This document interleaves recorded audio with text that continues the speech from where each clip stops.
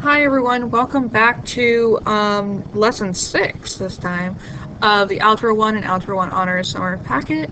We are going to be talking about functions today versus relations, and yeah, most of the stuff is going to be a lot of vocab, just to make sure you know what everything's called and all the terminology and everything, and then we'll talk about what a function is versus a relation. Okay, let's go ahead and get started. So we're going to start with a lot of vocab words. Alright. The first thing is the Cartesian plane. Oh, how about I make it big screen for you? That would help. Okay. The coordinate or Cartesian plane is a plane made by the intersection of a horizontal and vertical axis. There you go. The next part, I might go out of order and I apologize, but I'm just trying to make sure we get everything.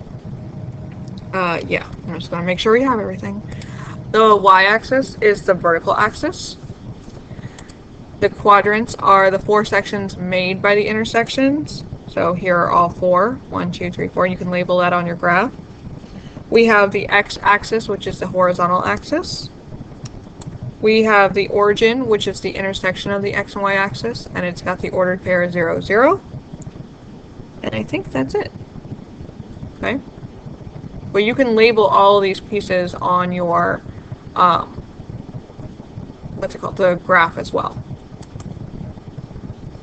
So, like on the graph, we've got the 4 quadrants. So quadrant 1 is this section, quadrant 2 is this section, quadrant 3, and quadrant 4, we've got the x-axis, the y-axis, the origin, and the whole thing is called a coordinate plane.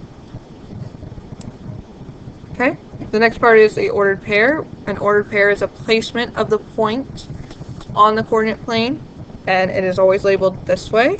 This is the ordered pair, x and then y. The x is the x coordinate, also known as the abscissa. You don't need to know that word though.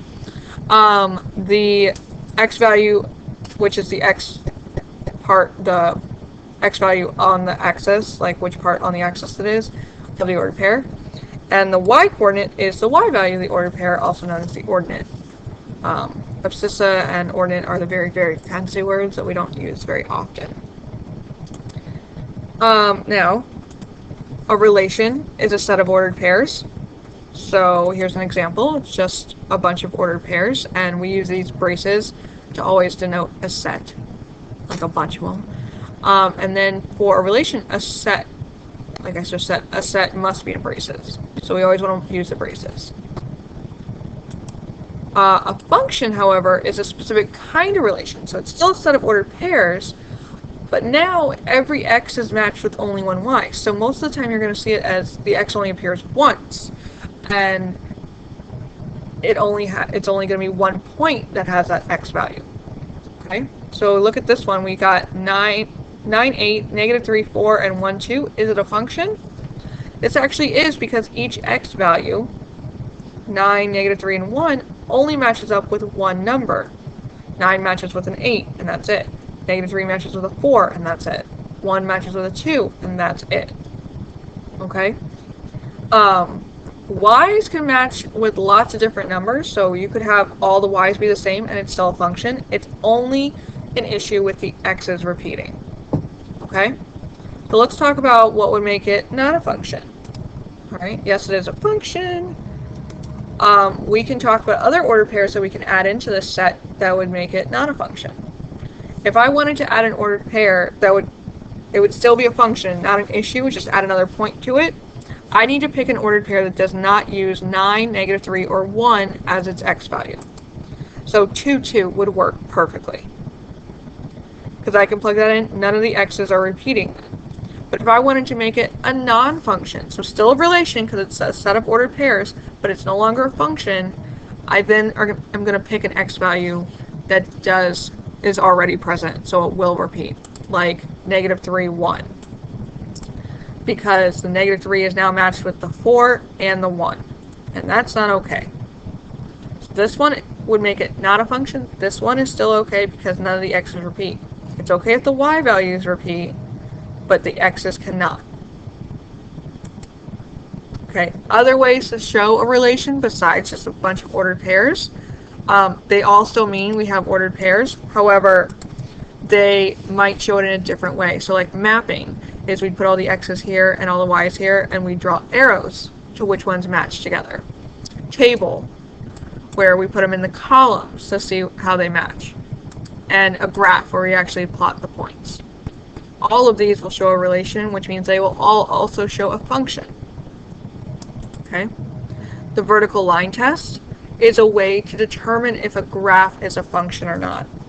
Okay? Because sometimes you could just write them all the points out and see if any of the x's repeat, but that's a lot of work. Instead, what we'll do is take a graph and we'll draw a vertical line through the graph.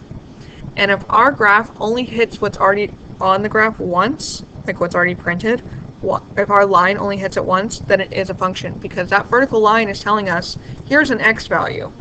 And whatever it touches, those are the points that have that x value. So if it touches the graph that's on the coordinate plane more than once, that means there's 2 points that they have the same x value but different y's. So if we draw a vertical line and it only hits once, it's a function. If it hits more than once, it's not a function. Okay? And you guys have some try on your owns. You can tell from a table, from mapping, and from a graph. Oop, I already drew the vertical line on it. If they're functions, or are they just a relation? They're not that special. They're just relations. So you guys are going to do those on your own, and we'll talk about them in algebra for sure. So if you have questions that way, they can come up then. But go ahead and give them a try and see where you're at. Okay? And I'll see you next time for our next lesson. Bye!